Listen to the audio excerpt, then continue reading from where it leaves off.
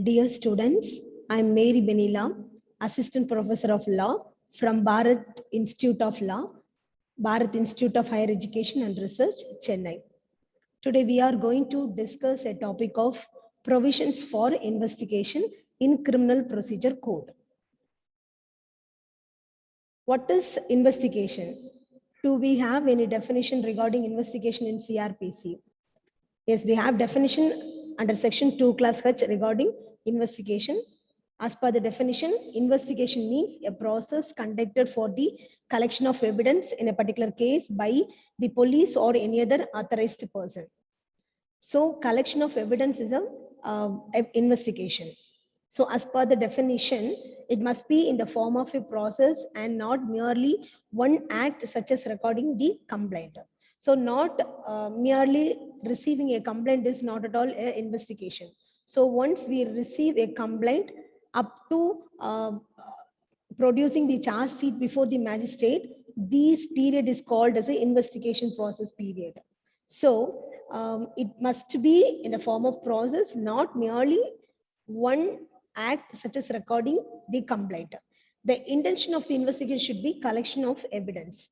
So investigation can be conducted by any police officers or a private person who is authorized one, but not by a magistrate. So magistrate has not investigate any cases except the police officers. So police officers as well as any authorized person can investigate the cases. So it is always a non-judicial process because investigation is a pre-trial process. Trial process is called as a judicial process. So it is called as a non-judicial in nature. So primary aim of the investigation is collection of collection of evidence to initiate a trial. So for initiating trial, there must be an investigation process is necessary. So the entire investigation only helpful for initiating a trial. So which are all the concepts comes under the concept of investigation, sir. So first is the recording FIR and arrest under section 41, proceeding to the scene of offense and conducting search, cheese, all are the parts of investigation. So chapter 12 of the Criminal Procedure Code includes in it the power of the police to investigate and all the necessary information regarding the same. So in case of investigation of cognizable offense, the section 156 of the Criminal Procedure Code has conferred power upon the police officers to carry forward the investigation process without the order or permission of the magistrate. So once under section 154 CRPC, the police officer receive any complaint regarding cognizable offense, under one section 156 class, section 156, the police officer can investigate the offense without any order from the magistrate. So whether there may be any cognizable offense regarding information, there is need not get warrant for warrant for investigation or get permission for the investigation. So cognizable offense, the police officer or the officer in charge of the police station will start the investigation immediately without getting any permission from the magistrate. But as per section 155, the information regarding non-cognizable offense means if any person committed non-cognizable offense, the information regarding non-cognizable offense filed under section 155 CRPC, the police officer or the officer in charge of the police station is not at all start their investigation immediately without they get permission from the court. So once, based on the information, the investigation process will start. There may be a cognizable offense or non-cognizable offense. Cognizable offense means they may be start investigation under section 156 immediately. Maybe a non-cognizable offense, they will not start their investigations immediately without they get permission from the court. Procedure for investigation. Section 157 of the code establishes the procedure to be followed for investigation. The section requires that immediate information of every complaint or information referred to an officer in charge of a police station of the commission of cognizable offense shall be sent to the magistrate having jurisdiction. So if any information regarding the cognizable offense, the information must be sent to the magistrate immediately. It may be a cognizable or non-cognizable. The information must be sent to the magistrate. So a police officer, as soon as he receives information or has reason to suspect the commission of any cognizable offense, is required to report the magistrate who has the jurisdiction to try such cases. So who is the jurisdictional magistrate has the power to receive the complaint from the police station. So once they receive the complaint regarding the cognizable or non-cognizable offenses, the information must be sent to the nearby magistrate or jurisdictional magistrate. That's an important thing. If they may start the investigation immediately, they can send the report within reasonable time before the magistrate court. Hari Chaudhary versus Sita Devi. In this case, the court of the opinion that the purpose of investigation. So purpose of investigation is discussed in this case law. So what is the purpose of the investigation? The purpose is to figure out if the alleged crime is actually has been committed or not, and if the crime has been committed, then who has committed the crime. So overall collection of evidence regarding the commission of offense and offense. So who may be committed and who is whether the offense is committed or is attempt, or all those things, all the evidences are collected regarding the commission of offense. So investigation in cognizable offense cases. So investigation has been splitted on the basis of cognizable offenses and non-cognizable offenses. So investigation in cognizable cases. Section 156 class 1 empowers an officer in charge of the police station to investigate a cognizable case without an order of magistrate. So already we discussed like whether it is a cognizable offense, maybe the police officer or officer in charge of a police station need not be wait to get a permission from the court. They may start the investigation regarding the cognizable offenses immediately. It also limits his power to investigation of such cases within the local jurisdiction. They may be start their investigation within their local jurisdiction. So subsection 3 of section 156 empowers a magistrate to order investigation by the police before taking cognizance of an offense. So cognizance of offense is a trial process. So before taking cognizance of offense, the investigation must be ordered by the court. It is maybe a cognizable offenses that police officer will get like the magistrate will permit the police officers to investigate the matter before taking cognizance of the case. The officer to dispense with the investigation. Sometimes that investigation may be dispensed with on the spot. Sometimes if information is against a named person and the case is not of a serious nature one, and there is no sufficient ground for such an investigation.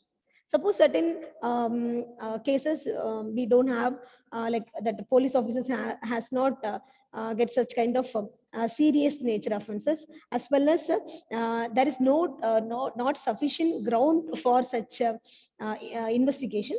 Under particular cases, the officers to dispense with the investigation. So as per the Amendment Act 2008, investigation in a rape case to be conducted at the residence of the victim by a woman police officer. That's an important thing. So after the 2018 amendment, it may be a rape case that like investigation must be conducted in the residence of the rape victim only. So the investigation conducted by whom itself means that it must be a woman police officer. So next, we should know something about investigation in non-cognizable offences. Section 155 deals with information relating to a non-cognizable offence. So no police officer can investigate a non-cognizable offence without an order of a competent jurisdiction. So there may be a non-cognizable offence that police officer or officer in charge of the police station should get permission from the court before starting their investigation. So, but once the police officer is permit to investigate a non-cognizable offence, he can exercise the same powers as in respect of a cognizable case, except that he cannot arrest any person without warrant. So, once that police officer receive any permission from the magistrate for investigation, the process is same as far as that the cognizable offenses. So, except one thing, what is cognizable offense, what is non-cognizable offense means? Cognizable offense means the police officer can arrest any person without warrant, but there may be a non-cognizable offense. For arrest, the police officers need not arrest, need not taking that arrest process without an order of warrant. So, if, not at all without a warrant of arrest, they will get a warrant from the magistrate court only, they will take a step of arrest. So, that except that arrest, non-cognizable offense means they cannot arrest any person without a warrant. So, if that police officers find any accused, so they will not take a power of arrest without warrant. They have to get a warrant from the court only, they can arrest that accused. So where a case relates to two or more offences of which one is cognizable, the case will be deemed to be a cognizable case. So, so many, one case, so many provisions are added. There must be one is a cognizable offense means the information is recorded under section 154 of CRPC. The case may be conducted as investigated as a cognizable offense. So the police may start their investigation without a permission from the court. So as per section 156 class 3, any magistrate empowered under section 190 of the criminal procedure code can order a police officer in charge of the police station to investigate any cognizable offense. So section 190 empowers a magistrate take cognizance upon receiving any complaint or upon police report or upon information received from any other person who is having knowledge that such an offense or is committed. So as per section 190, before the magistrate can take cognizance on basis of police report or any information by any private person or any affected person can complain before the magistrate court directly. So whatever it may be, that before taking cognizance, the investigation process must be ordered by the court based on the cognizable offences and non-cognizable offences. Dularam versus Kishore Singh. In this case, the court observed that a magistrate can order investigation under section 156 class 3 of the criminal procedure code is only at the pre-cognizance stage. That's an important thing because we have two types of stages, pre-trial stages and trial stages. That investigation process is completely pre-trial stage. So before taking cognizance only, the investigation is ordered. So after that taking cognizance, it is called as what is it? Trial process. So it's entirely the judicial nature in character. So investigation is completely non-judicial nature as well as pre-cognizance stage. So in the investigation stages, what are the powers imposed to the police officers? That's an important concept. So what are all the powers available in the investigation stage to the police officers? So first one is attendance of witnesses. Section 160 of the Criminal Procedure Code empowers the police officer to record the attendance of witnesses who are within the jurisdiction of such police station. So where the male person is below the age of 15 years or above the age of 65 years, or woman or any physically or mentally infirm person, the attendance of such person will be recorded at his place where he resides. So so below 15 years or above 65 years, or he may be a woman or physically or mentally infirm person, the attendance will be recorded at his place where he resides. So where he resides only, they are collected the attendance. They are not allowed daily to police station to get attendance. So all those persons like a woman, physically or mentally infirm persons, or any infirmity persons, all those persons may permit to record at his place. I mean, for their attendance, they may collect from their residence. So next thing is examination of witnesses. Because normally in trial stage, the examination of witnesses is conducted by the pleaders or advocates before the court, before the like it's a judicial process only. But at the time of investigation, the police officer has such kind of powers to investigate that such kind of examination of witnesses. So as per section 161 of the code, the police officer who has the power to investigate will examine the witness and reduce their statement in right. So they may call for any witnesses. He may be eyewitness or any hearsay witness. They may call by the police officers or investigating officers, and they may ask questions from the police officer, and all those things are written by the police officer, those who are conducting the investigation. So this section only empowers to record the statement in audio, visual, electronic means. Like not only audio, but audio, visual, electronic means they have to collect the witnesses examination. So they may conduct, take that evidence through audio, visual, electronic means. So moreover, a woman police officer is required to record the statement of a woman against whom an offense is committed. So accused is a woman. So one a woman police officer is required to record the statement of the woman. So next thing is, next important power is preparation of charge sheet.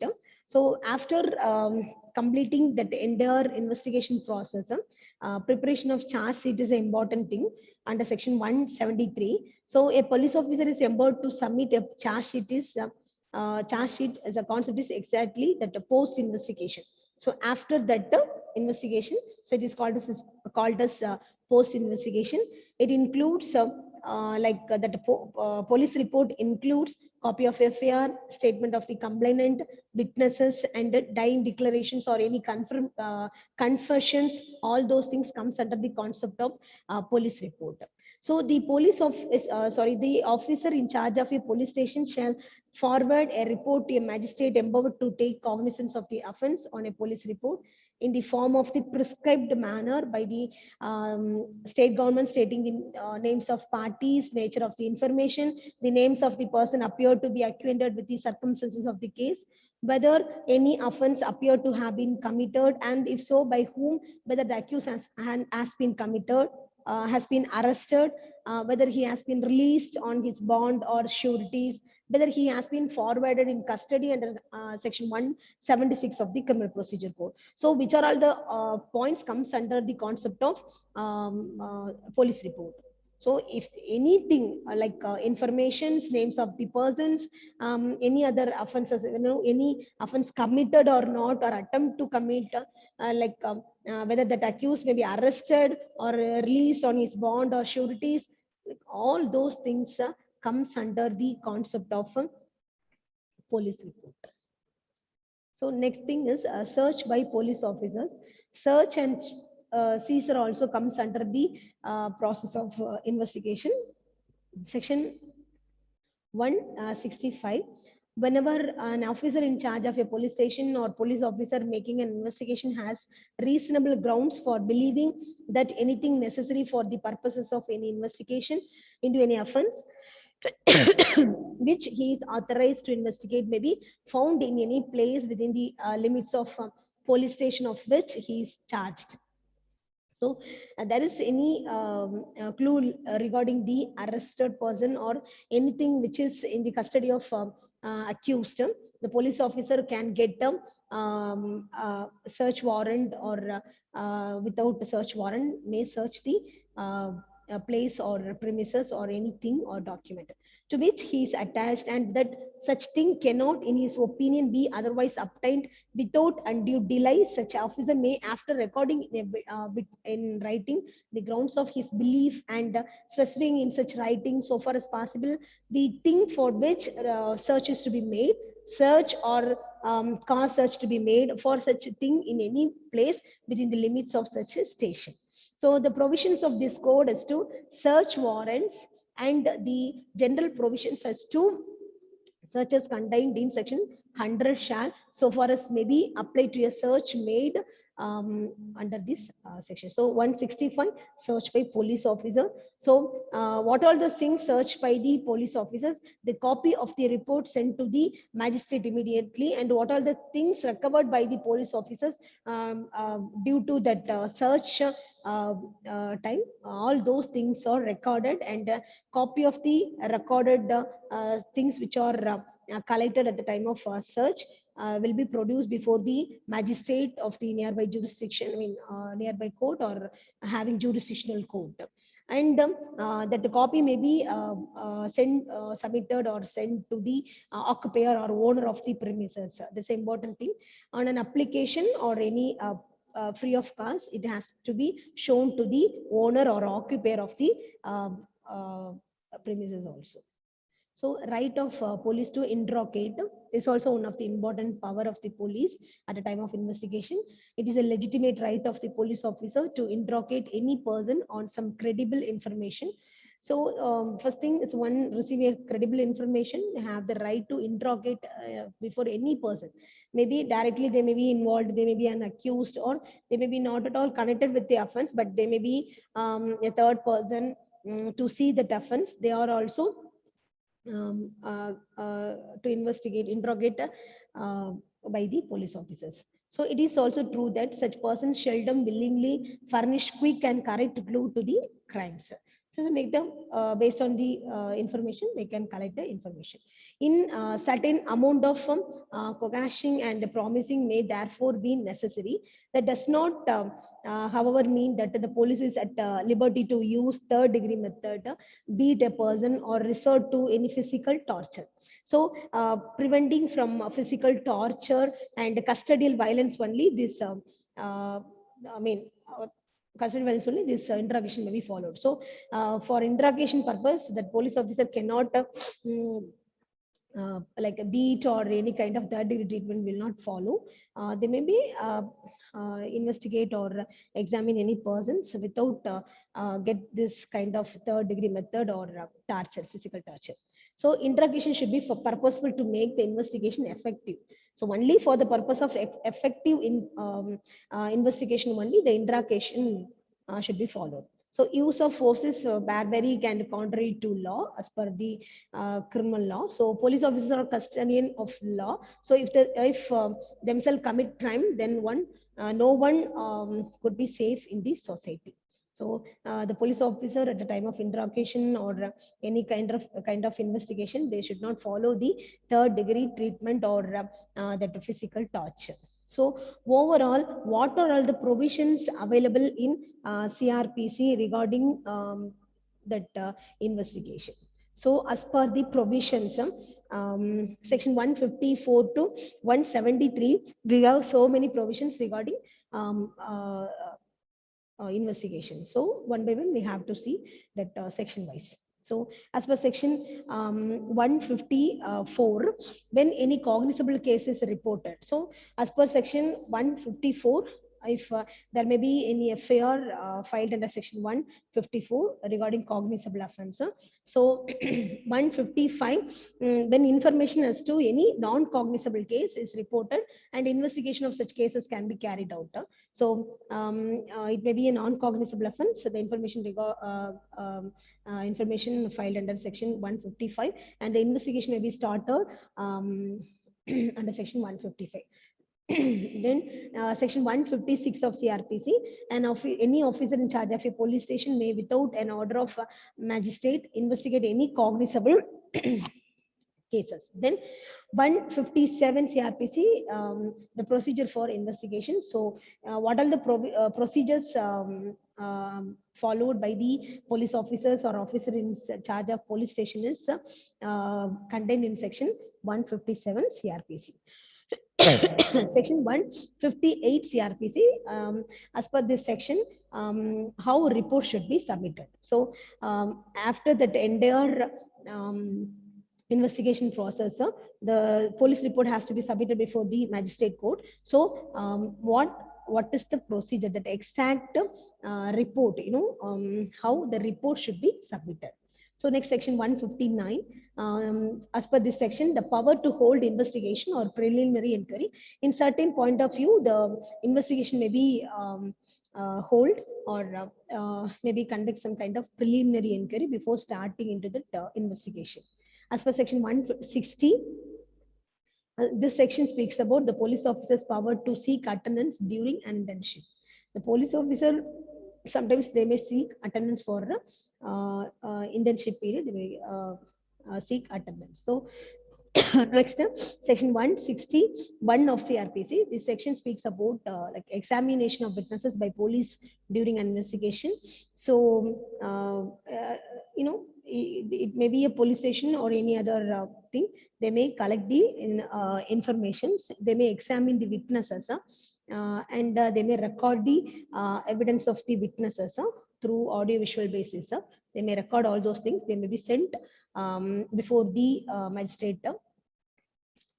That evidences may be go through by the magistrate before taking cognizance of the offences.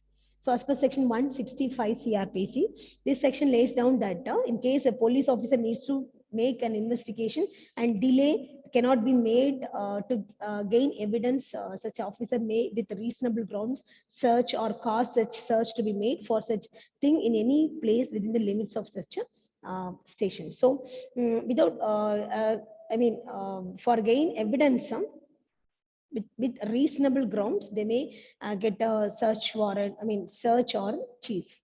So that the investigation, there is some necessity of search and cheese. The police may take power to search and cheese. So as per section 166, the officer in charge of police station may require another to issue search warrant for investigation. So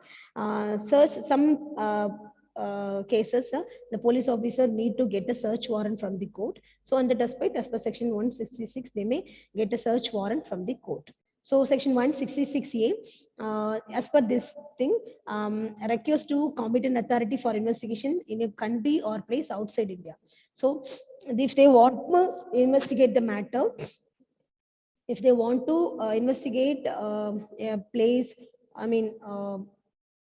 investigate a person outside the country, they may get a permission from the competent authority. Then 166B, request from the country or place outside India to a court or in an authority for investigation in India. Sometimes in India also we'll get we want to investigate anything, we'll get a permission from that department. So for that they may use that 166 class 3. As per section 167, investigation cannot be completed in 24 hours. Like what are the steps to be taken? That's an important thing. Like everybody should know, like within 24 hours, once they arrest the person, he has to produce before the magistrate within 24 hours, except that traveling time.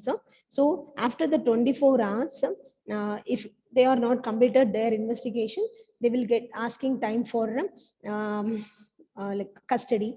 It may be they may claim police custody or judicial custody. It will provide by the court. So after the 24 hours, they need sometimes may seek seek for custody under section 167. So as per section 168, the report to be submitted in case a subordinate police officer has made an investigation. So sometimes the investigation is conducted by any subordinate courts. The report has to be sent to the competent authority. So as per section 169 of CRPC, in case the evidence is deficient after investigation and there is no justifiable reason to send the accused to the magistrate, then in that case, if the accused is in custody, he shall be realized along with or without sureties, released along with or without sureties or bonds, and would have to appear in front of the magistrate if required. So once he is arrested and he is not released he's not released at the time of as per section 169, he may be released with or without sureties or bonds. Sometimes the police may require to present the accused anytime. It means they may present at required times. So as per section 170, this section says that in case of sufficient evidence upon investigation, the police officer may forward the accused in custody to the magistrate for trial. So some accused or in the custody only, the case is handed over for a trial. So the trial stage, the accused who is in the custody of police shall be transferred, forward to the custody of the court. Like in the custody of the magistrate means they may be sent to the prison. So as per section 171, section speaks about the complainant and the witnesses are not required to accompany the police officer to any court and neither shall be subject to any restraint. So as per section 172, this section requires police officers who carry some investigation to maintain a day-to-day diary of material things and events in related to your investigation. So the police investigating officer must having some such kind of police diary. The police diary having such kind of day-to-day evidence activities like collection of material things, arrest or any examinations, all those things which are contained under section 172. So as per section 173 of CRPC, this section, every investigation need to be completed without unnecessary delay. So, and in case of offenses under section, specifically section 376, 376A, 376AB and B, C, and 376D, 376DA, and 376DB or 376E of the Indian Penal Code, the investigation needs to be completed within 2 months from the date on which the information was recorded by the police officer in charge of the police station. So especially the rape cases, the investigation must be completed within 2 months. Beyond that period, the time may be increased, they will get a permission from the court. So these are all the important provisions regarding investigation.